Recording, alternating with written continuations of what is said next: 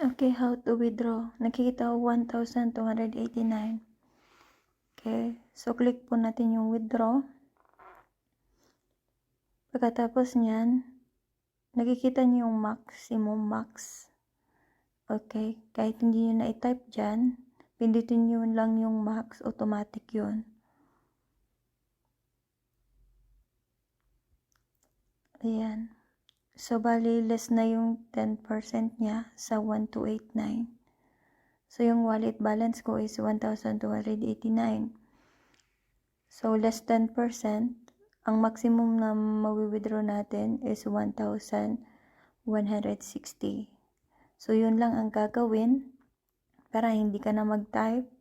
Pindutin mo lang yung max sa gilid, sa right side. Yan, yung biniliwan ko na blue.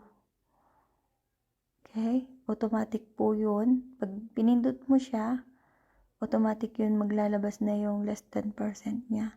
Nabawas na.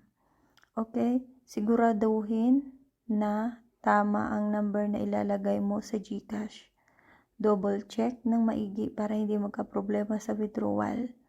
Okay? Ang ginagawa ko, yung contact ko, nilalagay ko, yung GCash number ko, nilagay ko sa contact number ko, tsaka kinaka-paste ko para hindi ako nagkamali.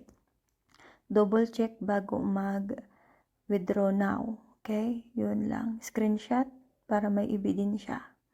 Laging screenshot. So, pagkatapos niyan, tapos na screenshot, tingnan yun sa my account. Okay, back lang natin. Back lang natin, makikita mo doon na sa my account na bawas na. Okay, so 10 pesos na lang yung natitira. So, na-withdraw ko na siya.